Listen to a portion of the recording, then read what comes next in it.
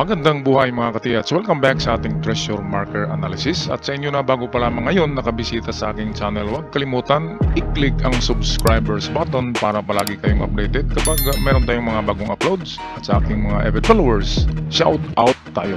At ako'y mag-shout out sa aking mga avid followers. Shout out kay Kawan Heart TV, Jiswin Jade Salinda, Angelito Capistrano, Jelly Lopez, Intensity, John Yutso, Tating Naliman Salay. Shout out din kay Raul Rangia Ponciano, F. Amorin, kay Domingo Casinillo, Cirilo Jaom, Rogelio Cortez. Shout out din kay Aldrin Jacinto, George Dalton Napi, Dodoy Hima, Freddy Soriano, kay Kawan Heart, user CE5, Aldrin Jacinto, and lastly shout out kina Robert Cabonilas, Danny Flores, user IM7, Aldrin Jacinto, Glenn Mario, at kay user WP5. At sa mga hindi nabanggit na mga pangalan, shout out sa lahat. Tayo na ngayon magpatuloy sa ating analysis. Okay, at meron tayong natanggap na magandang video. Ito'y classified as face marker pa rin. Merong bibig, dalawang mata, at ito'y isang man-made sa tingin ko. Kaya kung man-made ito at gawa sa kapanahonan ng Hapon, siguradong merong treasures malapit lang sa bato na ito. Kaya atin muna pakinggan ang mga kwento ni Katiyats sa kanyang treasure site. Tulog ka dead old tree, coconut tree, 10 meters.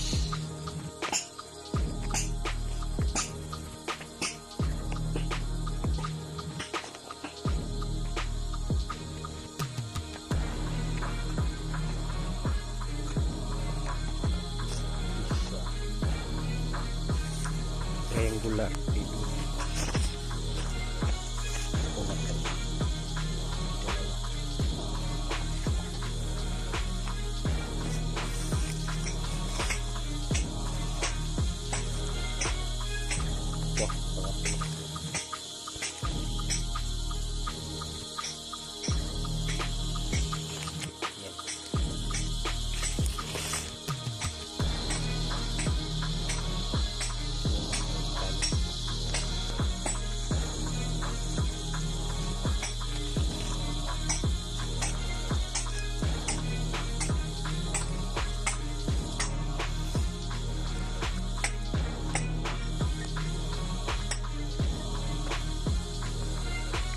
Dalam lah 3 meters.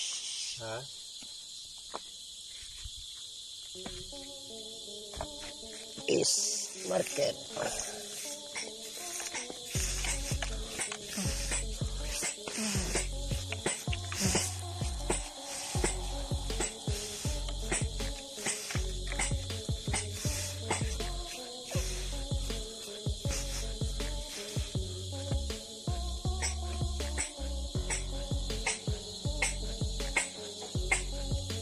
Heart shape.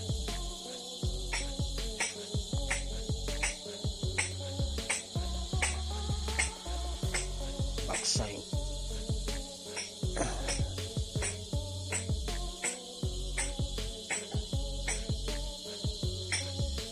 Nagpuro ito.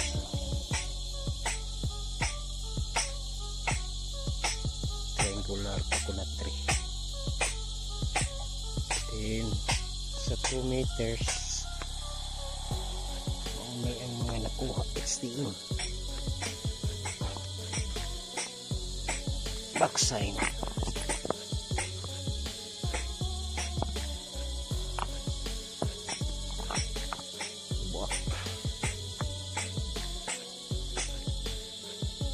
Back sign then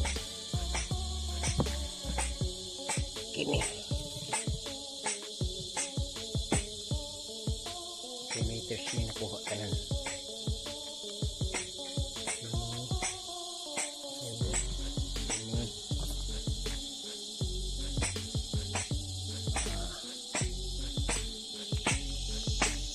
Puro may mga ingredient.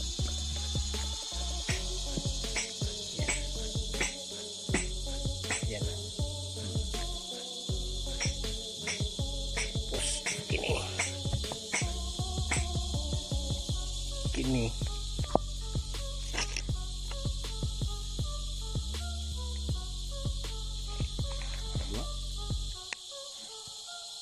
Ayun sa likod.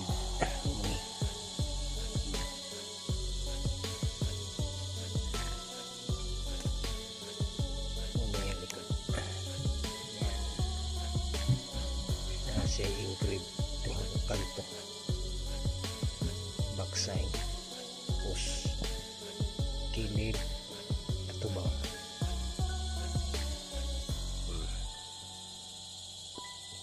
Ayan.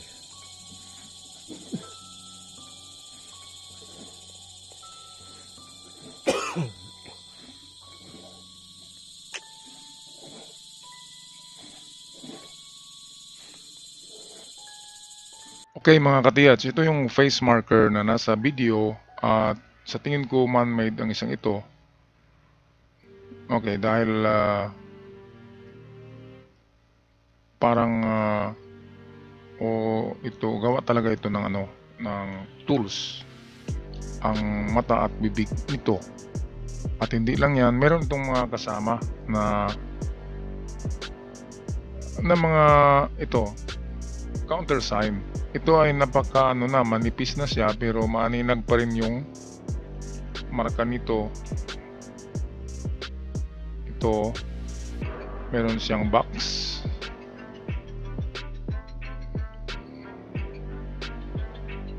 Box sign siya. Teka. Okay. Nagaganyan. And then dito ay may arrow. At may tatlong guhit, or kung hindi man itong kasama tong isa, dalawa. Okay, so ang ibig sabihin ng isang ito ay check itong bato nyo. Sa likod ng bato na ito na nakatungtong kayo, yan na ito na direksyon. So norte. Okay, sa bandang norte ng bato. Test dig kayo dyan mga katiyats. Ang ibig sabihin nito ay treasure box. At iikot tayo sa bato ng ganyan. So ibig sabihin dito na direksyon sa bato na yan mismo. Yang tinungtungan nyo. Okay, at meron kayong doon yata sa unahan sa tinuturo nitong bato. Meron kayong test dig doon o hukay kung malalim na ba yun. Dalawa yung nakita o kanina, isa sa 10 meters sabi nyo at isa sa 5 yata yun or 3 meters. Sa unahan itong face marker na itong may parang ilong siya na face marker, parang ito parang ng hayop, naka-point dyan, kaya sa palagay ko yan ang sinundan nyo. Okay, at tama naman yan na analysis. At meron lang ako idagdag dito sakaling wala kayong makuha doon. Ang payo ko lang ay hanggang 7 meters deep lang kayo magukay mga ka-TH kung giveaway ang hinahanap nyo. Pero kapag big deposit, okay, so pwedeng pagpatuloy nyo, pero sinabi ko na magastos at delikado ang mga malalim na hukay beyond sa susubra pa sa 7 meters. Kasi bakit ko nasabi ang tunnel ay delikado na beyond 7 meters? Kasi gagamit ka na ng timber, mga kahoy na nagki-casing para hindi guguho ang lupa. Sa 9 to 10 meters ay mag-umpisa ng guguho ang mga lupa. Kaya kailangan ng timber. Ang timber ay magastos kasi yan ay kahoy at hindi maninipis. Talagang matitibay na timber ang gamitin nyo, kaya magastos na mga ka-TH. Kaya kung ayaw nyong gumastos, wag na kayong magpatuloy beyond 7 meters kasi 7 meters lang naman natin tinatarget ang mga giveaway. Okay, payong kapatid lang yan, pero sa mga mayayaman ay pwede nyong bakuin ang buong area kahit walang timber, basta't may backhoe, may heavy equipment, ay pwedeng magukay ng kasing laki ng swimming pool. Okay, so assuming lang na wala kayong nakuha sa dalawang hukay nyo sa 7 meters deep, 7 ito, 7 ito, Diyan sa unahan, ito ang sundan nyo. Itong mata na ito, yan, napansin nyo ay meron siyang linya na kaganyan. At kung yan, ang linya na yan ay talagang kasama yan sa design, sa disenyo, yan ay sikretong pointer. Okay, so ito muna ang ating puntahan bago ang isang direksyon pa. Okay, so yan ang tinitingnan ng mata na isa, pati rin ito nakasipat din doon. So ito ang ating unahin muna. Pagkatapos nyo dyan sa yung dalawang hukay nyo dyan sa 7 meters, kapag walang nakitang maganda ay wag nyo nang ipagpatuloy, adjust kaagad kayo para hindi kayo dyan mamulubi sa gastos mga katiyats. So ito ang number 1. So ano bang distansya niyan? Unang distansya niyan ay 5 meters kaagad, test dig. Sabihin natin dito ang 5. So test dig tayo dyan ng 2 meters na lalim. Ngayon sukatin nyo itong dalawang butas. Ano ang haba niyan? Sa inches, sabihin natin sa tingin ko yan ay 8 inches or 10 inches sa tingin ko. So pangalawang test dig, sabihin natin dito yung 5. So sa pangalawa ay 8 or 10 meters. So sabihin natin 10 meters papunta sa alignment nitong bato kasi manipis, malapad yan, malapad. So yan ang site, ang surface niyan, ang site papunta doon sa east, southeast yan. Okay, so yan ang ating unang test dig, ang 5 and 10 meters papuntang southeast. Okay, kung saan naka-align tong surface ng bato papunta dito. Ngayon pangalawa ay given sa mga posisyon at islanting ng bibig at mata. Okay, so ito ang pangalawa. Connect natin ang dalawang mata na yan. So connect natin yan and then punta tayo dito sa islanting niya. Kasi bakit pareho sila ng bibig? Yan, kung tingnan nyo, ang islant ng bibig ay ganon din na angle papunta rito. So merong ipahiwatig yan. Kaya yan ang ating number 2 na test dig. Papunta naman ngayon sa southwest. So ito yung southeast, ito naman ay southwest papuntang kaliwa. Remember yung tunnel nyo ay doon yata papunta. So medyo ano lang, kunting diferensya lang sa alignment, pero kunti lang diferensya niyan sa alignment ng inyong mga nahukay. Pero kahit dalawang dangkal lang na ma-miss natin yung item, halimbawa ito, dito kayo naghukay sa 10 meters pero yung item halimbawa ay nandito lang isang D pa lang o 1 meter lang, 1 meter lang distance sa inyong tunnel. Kahit na maghukay pa kayo ng malalim dyan, lalagpas na kayo sa item ito. Kaya dito sa unahan yan ay mayroong diferensya yan na siguro 2 D pa, 3 D pa. Kaya malaking ano na yan, kapag hindi talaga na sintro ang item ay kahit na tama ang ating direksyon pero hindi na pinpoint, yan ang pinakamahirap kasi hindi talaga makukuha, lalagpasan natin yung item. Ngayon sabihin nyo na na-detect kasi namin dito umiikot yung mga locator namin. Ang napaliwanag ko na yan noon sa aking The Golden Boy channel na ang aura of gold ay maghanap talaga yan ng masingawan na lupa. Ngayon kung ang lupa ay tinatawag na loose in soil or maluwag ang lupa, halimbawa ito yung item na rito. Okay, at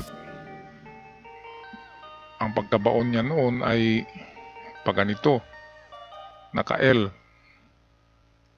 Ayan, so yan ang pagbaon ng hapon. So ibig sabihin ang itong iniikutan ko ganyan ay yan ay mga loosened soil. So ang itong dito ay hindi dito lulusot ang aura of gold kasi ito ay compact soil at original. Kasi nga L ang kanilang pagbaon. So pag ganyan. Kaya narito ang item. Ngayon walang sumisingaw dito. Hindi ito malocate. Ang nalocate nyo ay ito mali. Kaya pag hukay nyo, hukay. Lumagpas tayo hanggang malalim na. Wala pa rin kasi nandito lang.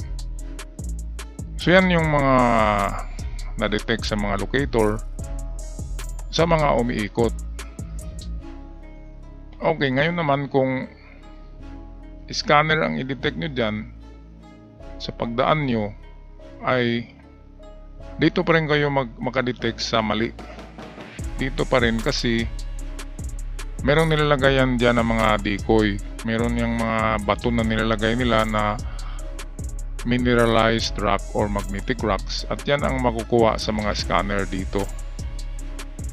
At itong dito nilalagyan niya ng anti-detection katulad ng makapal na carbon, makapal na uling. Yan ang mga nilalagay nila para hindi ma-detect ang item kapag napadaan kayo dito sa ibabaw. Okay, so yan ang aking paliwanag mga katiyats. Bakit palaging sablay tayo sa ating paghukay? Hindi yan may iwasan at wala pang perpekto na treasure hunter na makapag-pinpoint. Ang mapinpoint lang natin ay ang ituturo ng ating gamit, pero nagkamali ang gamit. Ngayon dahil nagkamali ang gamit, ang mga treasure marker ay hindi yan nagkamali. Ang importante lang ay ma-eksakto natin ang pag-decode nito at pag-analyze. At kapag kunting mali lang sa pag-analyze, ganun din ang mangyari. Magkamali din tayo sa paghukay. Okay, patuloy tayo mga katiyats. Ito, yung inyong mga nakitang underground small markers. Small treasure marker, STM. Ayan. Kung ano man ito yung mga sinadyang ito sadyang ginuhit ito. Okay, so kapag ganyan na may mga bilog-bilog na bato sa 2 to 3 meters, isa lang ibig sabihin yan, ipagpatuloy nyo kasi sadyang nilagay dyan ang mga bato as marker underground. Ngayon kung napansin nyo sa video kanina ay mayroong bato na kwadrado. Okay, ang kwadradong bato ay pwedeng man-made na yan at yan ay mga replika ng gold or box. Ang proportion ng bato ay parang box. Hindi siya pahaba na ganito, so hindi siya ang replika ng gold bars, kundi siya ang replika ng box. Ito. So nagsasabi siya na mayroong concrete box sa ilalim pa. Kung saan nyo nakuha ito, ilalim pa niya. So pinakamababaw na ilalim niya ay 2 to 3 meters. At kapag wala pa rin nakita, continue pa rin. Hanggang sa 7 meters lang ang aking advice sa ating mga katiyats na walang pang finance para sa timbering ng tunnel. Pwedeng tama tayo sa ating analysis pero hindi natin alam ang lalim nito. Kaya hindi na tayo magpatuloy pa sa mas malalim kasi lalong mas magasto at lalong mas peligroso or dangerous. Okay, so yan lang aking mai-ano sa inyo mga katiyats. Meron pa pala dito. Ito ay sign of glittering gemstones. So yan ay gemstones. So pwedeng merong gemstones under kung saan nyo nakuha ito. Okay, pwedeng nature din yan. Pero sa mga treasure code books, yan ay glittering stones or gemstones. Okay, so maganda at promising naman ang inyong treasure site mga katiyats. Manalangin lang sa Poong May Kapal na i-guide tayo sa tamang direksyon. Okay, so hanggang sa muli mga katiyats, ako'y magpaalam na. Maraming salamat sa lahat sa inyong palaging pagsubaybay at panonood sa ating channel. Hanggang sa muli, paalam at ingat kayong lahat.